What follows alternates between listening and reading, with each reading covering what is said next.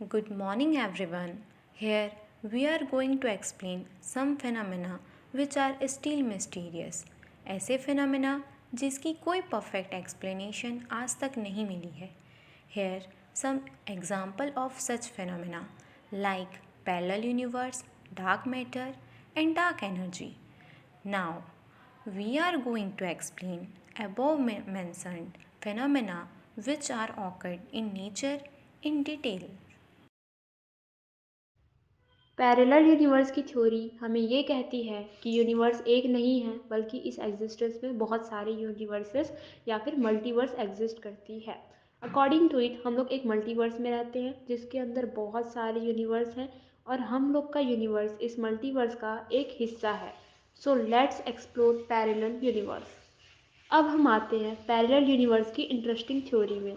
Many interactive world theory के हिसाब से हमारा यूनिवर्स मल्टीपल यूनिवर्सेस में से एक है जो एक साथ ही एग्जिस्ट करती है, जो एक ही समय में पैरेलल यूनिवर्स यानी समांतर ब्रह्मांड है जो हमारे यूनिवर्स के साथ ही इसी समय में एग्जिस्ट करता है, पर वो दूसरा यूनिवर्स हमारे यूनिवर्स को नहीं देख सकता है, ना ही हम उस दूसरे यूनिवर्स को देख सकते हैं, क्योंकि दोनों अलग अलग डायमेंशंस में एग्जिस्ट करती है।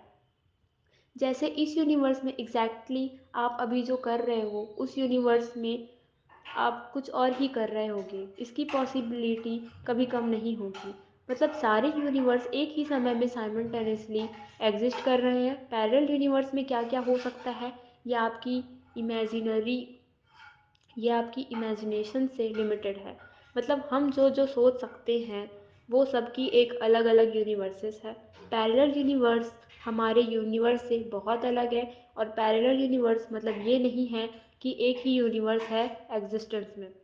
हमारा यूनिवर्स मल्टीपल यूनिवर्सेस में से एक है, पर बहुत सारे यूनिवर्सेस हैं और सबकी लॉ ऑफ फिजिक्स अलग है। जैसे उन यूनिवर्सेस में से एक यूनिवर्स ऐसी होगी जहाँ पार्टिकल बहुत अलग अलग वे से बिहेव करते हैं, मतलब एटम्स के बीच की बॉन्डिंग अलग अलग तरीके से होती होगी। किसी दूसरे यूनिवर्स में लॉ ऑफ ग्रेविटी ही अलग होगी, उस यूनिवर्स की लॉ ऑफ नेचर बिल्कुल अलग होगी।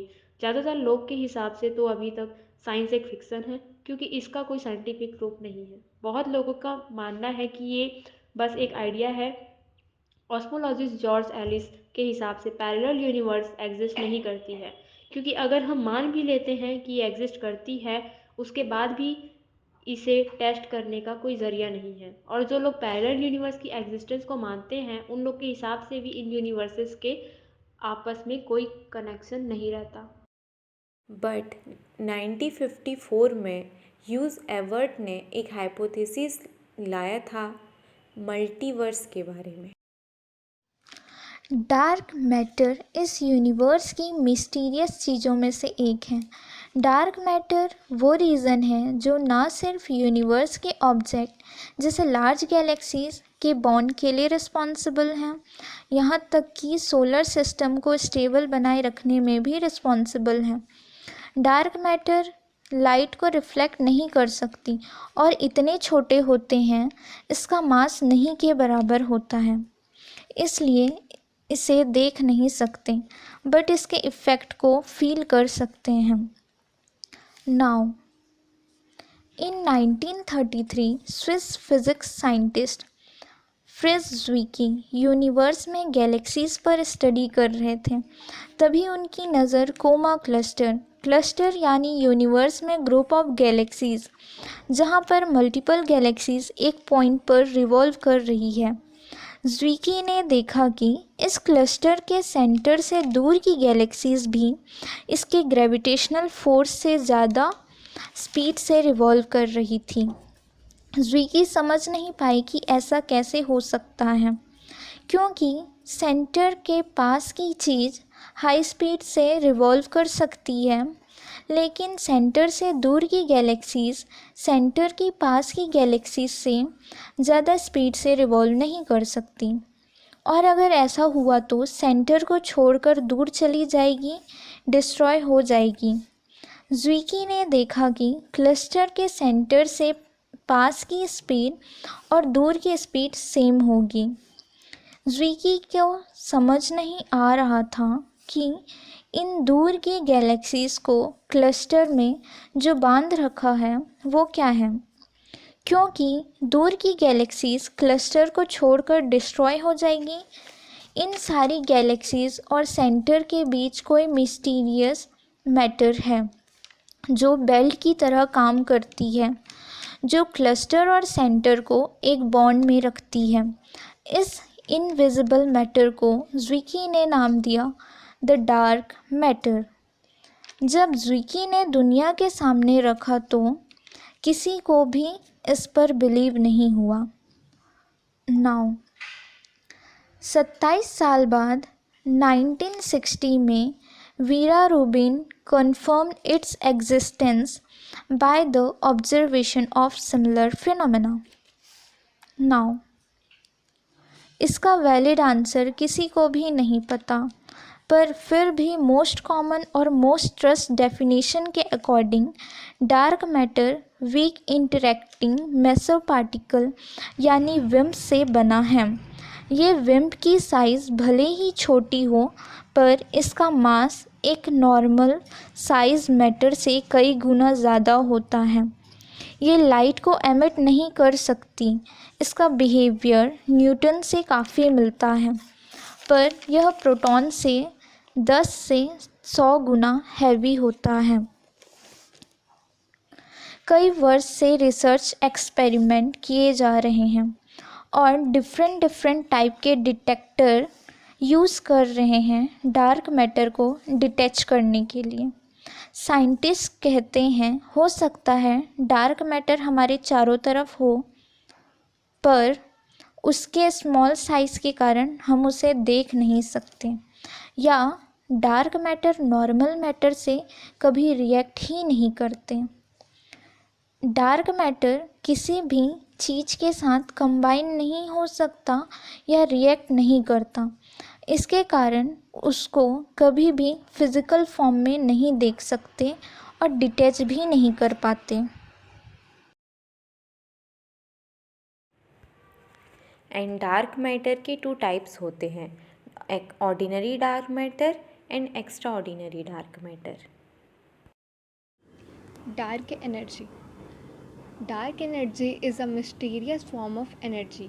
यूनिवर्स का 70% डार्क एनर्जी से बना होता है। डार्क एनर्जी रिपेल करता है and it's behaving like the opposite of gravity.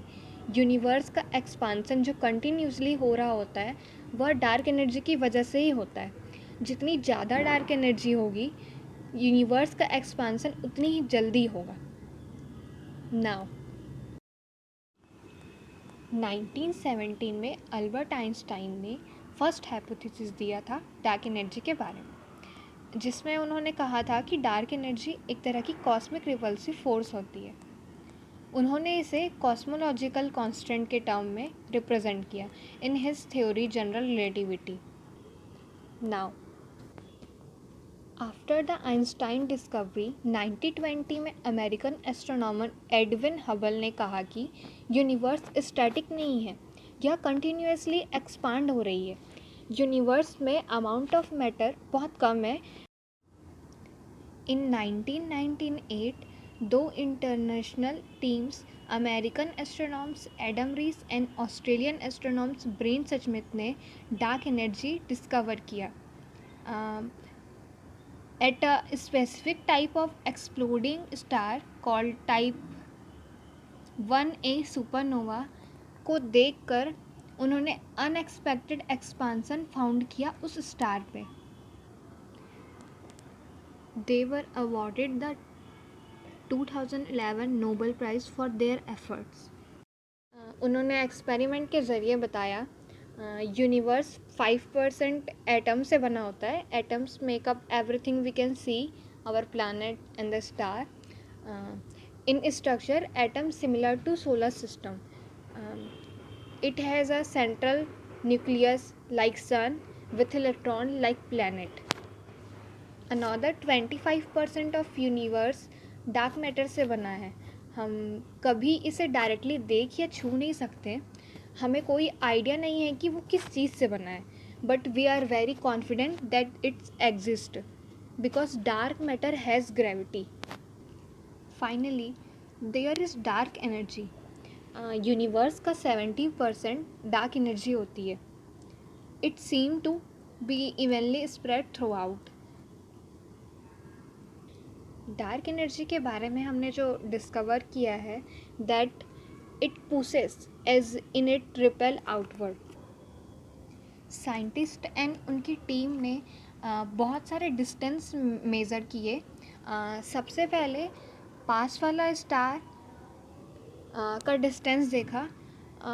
जब उसका कैलकुलेशन किया गया तो वो उसी जगह पे था जहाँ पे एक्सपेक्टेड था वो, बट जो दूर के स्टार थे वो वहाँ नहीं थे जहाँ पे एक्सपेक्टेड किया गया था उसे. वो उससे बहुत ज़्यादा दूर जा चुके थे.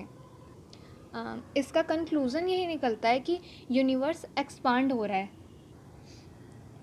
According to Nobel laureate, the expansion rate of universe sped up about 5 million years ago. At this stage, we have no idea what practical use dark energy will have. Calculate. Universe का 70% dark energy से बना है. अभी तक इसके बारे में हमें कोई भी सब्सटेंसिव चीज़ें नहीं पता है. With advance technology and new experiment dark energy के बारे में आगे भी हमें बहुत कुछ पता चलेगा. अभी भी यह एक मिस्ट्री ही है. Thank you.